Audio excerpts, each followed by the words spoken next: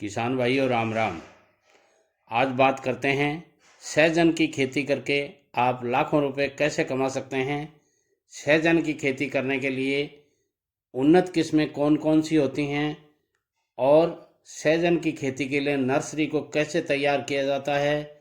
साथ ही आपको बताया जाएगा कि सहजन के पौधों की रोपाई कैसे की जाती है, उर्वरक और खाद कैसे दी जाती है, सिंचाई किस प्रकार की जाती है और इसके साथ ही बताया जाएगा कि कैसे उपज ली जाए और कितनी उपज होती है और सहजन की खेती में यानी सहजन में पोषण से भरपूर कौन कौन सी बातें होती हैं।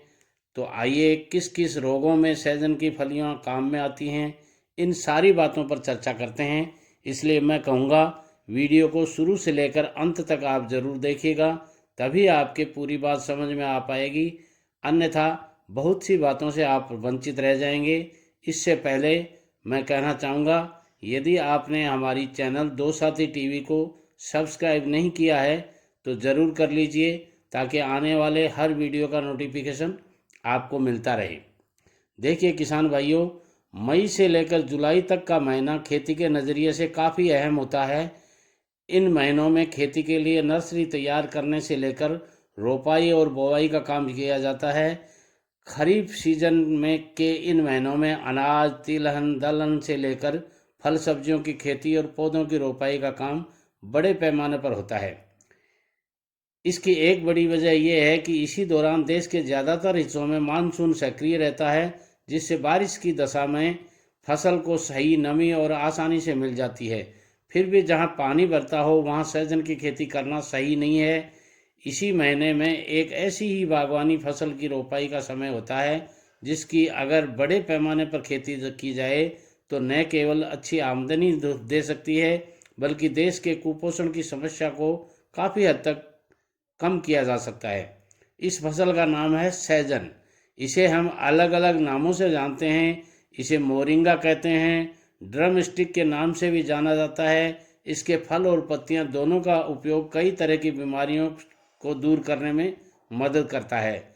सहजन में उपलब्ध पोषक तत्वों के जरिए 300 से भी अधिक बीमारियों का इलाज किया जाता है। एक रिसर्च के मुताबिक सहजन के फलियां और पत्तों में दूध की तुलना में 4 गुना पोटेशियम व संतरा की तुलना में 7 गुना विटामिन सी पाया जाता है। सहजन सब्जी के रूप में उपयोग होता है, वहीं इसकी फली का सूप बहुत ही स्वादिष्ट होता है। इसकी छाल, पत्ती, बीज, जड़ वगैरह तमाम तरह की दवाइयों, पाउडर, कैप्सूल, तेल वगैरह में काम आती हैं। इसके पौधे सामान्यतः तापमान यानी 25 से 30 डिग्री सेंटीग्रेड में आसानी से उगाए जा सकते हैं। औसत तापमान पर सहजन के पौधों का काफ़ी अच्छा विकास होता है। इसके पौधे ठंड को भी आसानी से सह लेते हैं, पर फूल आते समय 40 डिग्री के से ज़्यादा तापमान पर फूल झड़ने लग जाते हैं। कम या ज़्यादा बरसात से पौधे को कोई नुकसान नहीं होता। वह विभिन्न अवस्थाओं में उगने वाला पौधा है।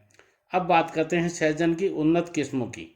सहजन की फसल साल भर सिर्फ एक बार ही, वह भी कुछ ही महीनों के लिए आती है, लेकिन कृषि वैज्ञानिकों ने कुछ ऐसी प्रजातियों को ईजाद करने में कामयाबी पाई है जो साल में 2 बार फसल देने में सक्षम होती हैं। इन प्रजातियों में Rohit one, Dhanraj, KM1, KM2, PKM1 और PKM1 प्रमुख है। रोपाई के 4-6 महीने बाद ही सहजन की रोहित वन प्रजाति के पौधों में पैदावार मिलनी शुरू हो जाती है। इससे 10 साल तक व्यावसायिक उपज ली जा सकती है। ये प्रजाति साल भर में 3 बार फसल दे सकती है। इसकी फलियां गहरे हरे रंग की होती हैं, वह क्वालिटी में बहुत अच्छी होती हैं। ये प्रजाति अच्छी उपज देने वाली होती है। सहजन के कोयम्बटूर 2 प्रजाति में फलियों की लंबाई 25 से 30 सेंटीमीटर तक की होती है। ये रंग में गहरा हरा और स्वादिष्ट होता है। PKM1 किस्म के से साल भर में 2 बार उपज ली जा सकती है। हैजबग की PM2 किस्म का कच्चा लिंका रंग में हरा है और अच्छा स्वाद देता है। इसका भी उत्पादन अच्छा होता है। अब बात करते हैं सहजन की खेती की नर्सरी को कैसे तैयार किया जा सकता है। देखिए किसान भाइयों, नर्सरी के में बीज के उचित जमाव के लिए बीज को पॉली बैग में रोपने से पहले बीज के ऊपर के छिलके उतार लेते हैं और छिलके जाने के बाद उसकी गुठली को रात भर पानी में भिगो देते हैं। भिगोए हुए इन बीजों को सुबह मिट्टी भरे गए पॉली बैग में रोप देते हैं। बीज को नर्सरी में डालने से पहले बीज शोधन कर लेना उचित होता है। इसके लिए डाइकोडर्मा या कार्बडाजिम कवकनाशी की 5 से 10 ग्राम मात्रा प्रति किलोग्राम बीज की दर से उपचारित करना चाहिए। इस तरह से बीजा शोधन करने के से अंकुरित अच्छा होता है और अंकुरण अच्छा होता है और जड़ों में बीमारियों के लगने की भी संभावना कम हो जाती है। सहजन की नर्सरी में बीजों के उचित जमाव और बढ़वार के समय सही नमी बनाए रखना जरूरी होता है। सहजन की फसल लेने के लिए इसे पौधे सीधे बिना नर्सरी के डाले ही बीज या कलम द्वारा खेतों में रोपा जा सकता है, लेकिन इसमें पौधों के मरने का डर रहता है। अगर फसल में अच्छी फलन और साल में कई बार फसल लेना चाहते हैं आप, तो नर्सरी तैयार करना ज़्यादा मुफीद होता है। बीज से नर्सरी तैयार करने के लिए 1 हेक्टेयर खेत में पौधों की रोपाई के लिए 2 किलोग्राम से 4 किलोग्राम बीज की ज़रूरत पड़ती है।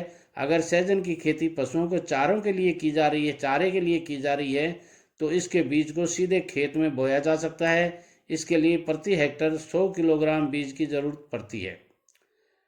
सहजन की नर्सरी तैयार करने का सही समय फरवरी से मार्च का महीना होता है। नर्सरी में पॉली बैग में तैयार किए गए 1 महीने में लगने लायक हो जाता है पौधा, और पौधे को रोपने से पहले पॉली बैग के नीचे हिस्से में छेद कर देना चाहिए, जिससे जड़ें बाहर अच्छी तरह से निकल आएं।